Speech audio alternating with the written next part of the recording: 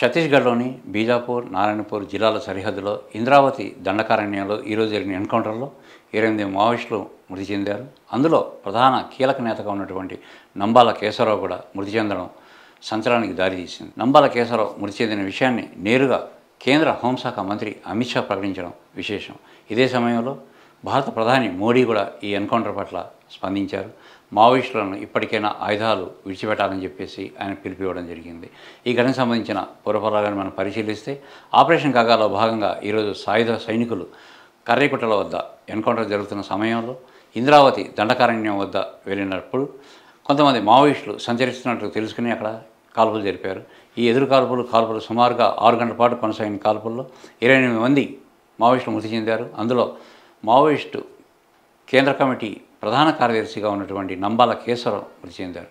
నంబాల కేశవరావు ఈ పార్టీకి కీలక నేతగా వ్యవహరిస్తున్నారు. ఈయన చరిత్రగాని మనం పరిశీలిస్తే 1955లో శ్రీకాకుళంలోని కోటబొమ్మారి మండలానికి సుమారు 4 కిలోమీటర్ల దూరంలో ఉన్నటువంటి జీయనపేటలో ఈయన జన్మించడం జరిగింది. అప్పటి నుండి అక్కడ భూ ఉద్యమాలు కొనసాగుతున్నాయి. పీపుల్స్ వార్ గ్రూప్కి ప్రధానంగా మనం చూసుకుంటే శ్రీకాకుళం నుంచే ఆ ఉద్యమం ప్రారంభమైంది. ఆ తర్వాత కరీంనగర్లోని జగిత్యాల వద్దకు వచ్చిన తర్వాత విస్తృతంగా పెరగడం జరిగింది. ఆ సమయంలో ఈయన అక్కడ హై స్కూల్ విద్య చదువుతున్నప్పుడే భూ ఉద్యమాల్లో పాల్గొని పోరాటాలు చేసిన సందర్భాలు అనేకం ఉన్నాయి. ఈయన కుటుంబ పరిస్థితి కానీ మనం పరిశీలిస్తే నంబాల కేశవరావు తండ్రి ఉపాధ్యాయుడిగా ఉన్నాడు. మొత్తం 6 సంతానం, ముగ్గురు మగపిల్లలు కాగా 3 ఆడపిల్లలు ఉన్నారు. వీళ్ళలో పెద్దన్నయ్య ఎవరైతే ఉన్నారో అతను పోర్ట్ బ్లెయిర్ చైర్మన్గా కూడా పనిచేయడం జరిగింది. ఆయన కబడ్డీలో జాతీయ క్రీడాకారుడిగా గుర్తింపు పొందాడు. అన్నని ఫాలో అయినటువంటి నంబాల కేశవరావు కూడా కబడ్డీలో చాలా ఉత్సాహంగా పాల్గొనేవాడు.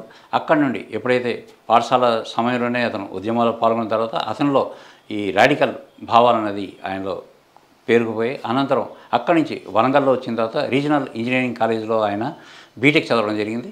బీటెక్ తర్వాత ఎంటెక్ కూడా అక్కడే అభ్యసిస్తుండగా కొండపల్లి సీతారామయ్య మావోయిస్టు ఉద్యమాల్లో పాల్గొంటూ తరచుగా కేశవరావుని కలిసేవారు. ఆ సమయంలో అప్పటి వరకు ఉన్నటువంటి ఈ విప్లవ ఉద్యమాలు ఏవైతే ఉన్నాయో మరింతగా ఆయనలో బీజం పోసుకున్నాయి. పూర్తిగా ఆయన మావోయిస్టు కార్యక్రమాల వైపు రావడం జరిగింది. పీపుల్స్ వార్ గ్రూపు వ్యవస్థాపక వ్యక్తుల్లో ఒకరైనటువంటి నంబాల కేశవరావు బసవరాజు గాను, గంగన్న గాను, కృష్ణ గాను అనేక పేర్లతో ఆయన ఈ కార్యక్రమాల్లో పాల్గొనడం జరిగింది. ప్రధానంగా ఈయన పీపుల్స్ వార్ గ్రూప్లో ఉన్నప్పుడు విశాఖపట్నం, తూర్పుగోదావరి జిల్లాలలో ఉన్నటువంటి తీవ్రవాద కార్యకలాపాలు ఆయన చురుగ్గా పాల్గొనేవాడు. ఈ సమయంలో ఒకసారి ఆయన అరెస్ట్ కూడా చేయడం జరిగింది. అయితే తక్కువ కాలంలోనే ఆయన పోలీసు జైలు నుంచి బయటకు వచ్చిన తర్వాత అప్పటి నుంచి దాదాపుగా అజ్ఞాతంలోనే ఉన్నాడు. సుమారుగా 4.5 దశాబ్దాల పాటు పీపుల్స్ వార్ గ్రూప్లో కొనసాగినప్పటికీ మళ్ళీ ఏనాడు కూడా ఆయన అరెస్ట్ కావడం జరగలేదు. చివరికి ఈయన పట్టుకోవడానికి ఎన్ఐఏ అంటే జాతీయ దర్యాప్తు సంస్థ జాతీయ స్థాయిలో దర్యాప్తు చేస్తుంది. ఆ సంస్థ కూడా ఇతన్ని పట్టుకోవడానికి అని చెప్పేసి చాలా ప్రయత్నాలు చేసింది. సుమారుగా 1.5 కోటి ఆయన మీద రివార్డు ప్రకటించారు. ఆయన కానీ పట్టుకున్నా లేదంటే ఆయన లొంగిపోయినప్పటికీ 1,50,00,000 ఇవ్వడానికి ప్రభుత్వం సిద్ధంగా ఉన్నట్టు కూడా ప్రకటించడం జరిగింది. అయితే కేశవరావు 1987లో ఎల్టీటీ మాజీ సైనికులు ఎవరైతే ఉన్నారో వాళ్ళ దగ్గర సైనిక శిక్షణ పొందడం జరిగింది. ఐఈడీలు పేర్చడంలో కావచ్చు, లేదంటే యుద్ధ నైపుణ్యం, గెరిల్లా యుద్ధాలు ఎలా చేయాలన్న దాని మీద ఆయన సుదీర్ఘంగా ఎల్టీటీ మాజీ సైనికుల దగ్గర పూర్తిస్థాయి శిక్షణ పొందడం జరిగింది. అప్పటి నుండి ఆయన సాయుధ దళాలకు ఒక సింహ స్వప్నంలా తయారయ్యాడు. ఆయన పట్టుకోవడానికి అనేక ప్రయత్నాలు అంటే సుమారుగా 4 దశాబ్దాల నుంచి ప్రయత్నాలు జరుగుతున్నప్పటికీ ఆయన ఏనాడు కూడా పోలీసులు చిక్కలేదు. 2010లో ఛత్తీస్గఢ్లో సుమారుగా 70 మంది సిఆర్పిఎఫ్ జవాన్లు మృతి చెందిన ఘటనలో కీలకంగా వ్యవహరించాడని చెప్పేసి అప్పట్లో ఆరోపణలు కూడా ఉన్నాయి. తర్వాత 2019లో మహారాష్ట్రలోని గచ్చిరౌలిలో 16 మంది సాయుధ దళాలను మట్టుపెట్టడంలో కూడా ఈయన కీలక పాత్ర వహించారు. అప్పటి నుంచి కూడా ఆయన అజ్ఞాతంలో ఉంటూ ఈ విప్లవ కార్యక్రమాలు ఏవైతే ఉన్నాయో అన్నిటి కూడా కీలకంగా వ్యవహరిస్తూ కొనసాగుతూ వచ్చారు.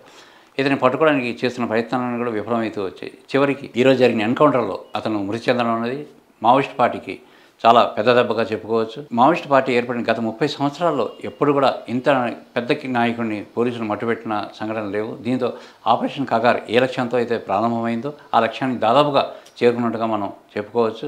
ఈ విషయాన్ని స్వయంగా అమిత్ షాయే ప్రకటించారు. 30 ఏళ్లలో ఇలాంటి ఘటన ఎప్పుడు కూడా ఎదురు కాలేదని, మొట్టమొదటిసారిగా జాతీయ స్థాయి నాయకుడిని హతమందించే పరిస్థితి ఏర్పడిందని చెప్పేసి ఆయన చెప్పడం జరిగింది.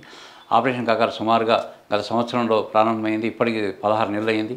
మార్చి 26 నాటికి పూర్తిగా మావోయిస్టులను అంతమొందించే లక్ష్యంతో ఈ ఖగార్ ఆపరేషన్ కొనసాగుతుంది. ఇటీవల పాకిస్తాన్తో యుద్ధం జరిగినప్పుడు ఆపరేషన్ కగార్ని కొంతకాలం పాటు నిలుపుదల చేసి ఆ సైనికుల్ని సరిహద్దులు పంపించాలని చెప్పి నిర్ణయం తీసుకున్నారు. అయితే అక్కడ యుద్ధ విరమణ జరగడంతో ఈ ఆపరేషన్ కగార్ యథాతథంగా కొనసాగింది. ఆపరేషన్ కగార్లో అత్యాధునికమైన ఆయుధాలను ఉపయోగిస్తున్నారు. డ్రోన్లను, తర్వాత హెలికాప్టర్లను కూడా ఉపయోగించి మావోయిస్టులు ఎక్కడ ఉన్నారో కనుక్కోవడం జరుగుతుంది. ప్రధానంగా థర్మల్ ఇమేజెస్ సిస్టమ్ ఏదైతే ఉందో దాని ద్వారా మావోయిస్టుల కదలికలను అర్ధరాత్రి సమయంలో కూడా గుర్తించడం జరిగింది. ఇందులో భాగంగానే ఈరోజు తెల్లవారుజామున మావోయిస్టుల కదలికలను ఇమేజ్ థర్మల్ ద్వారా గుర్తించడం జరిగింది. దాని తర్వాత డ్రోన్లతోటి అక్కడ సుమారుగా 30 నుంచి 40 మంది మావోయిస్టులు ఉన్నారని చెప్పేసి పోలీసులు గుర్తించిన తర్వాత ఒక్కసారిగా అక్కడ కాల్పులు జరపడం జరిగింది. ఈ కాల్పుల్లో కొంతమంది మావోయిస్టులు పారిపోగా సుమారుగా 28 మంది మృతి చెందారు. అందులో నంబాల కేశవరావు కూడా మృతి చెందడం జరిగింది. అక్కడ భారీ ఎత్తున ఆయుధాలను కూడా పోలీసులు స్వాధీనం చేసుకున్నారు. ఇంకా మరికొంతమంది మృతి చెంది ఉంటారని చెప్పేసి పోలీసులు భావిస్తున్నారు. ఈ పరిసర ప్రాంతాల్లో కూడా ఇంకా భారీ ఎత్తున సాయుధ దళాలు మోహరించి ఉన్నాయి. సుమారుగా 20,000 మంది పోలీసులు, సిఆర్పిఎఫ్ దళాలు ప్రస్తుతం ఈ కరైకోటలు కావచ్చు, ఛత్తీస్గఢ్ ప్రాంతాల్లో పర్యటిస్తూ కూంబింగ్ ఆపరేషన్ కొనసాగిస్తున్నారు. ఆపరేషన్ కగార్ని మరింత విస్తృతం చేయడం ద్వారా అనుకున్న లక్ష్యం మేరకు మార్చి 26 నాటికి మావోయిస్టులు లేని దేశంగా రూపకల్పన చేయడానికి చెప్పి కేంద్ర ప్రభుత్వం ప్రత్యేక శ్రద్ధ చూపిస్తుంది.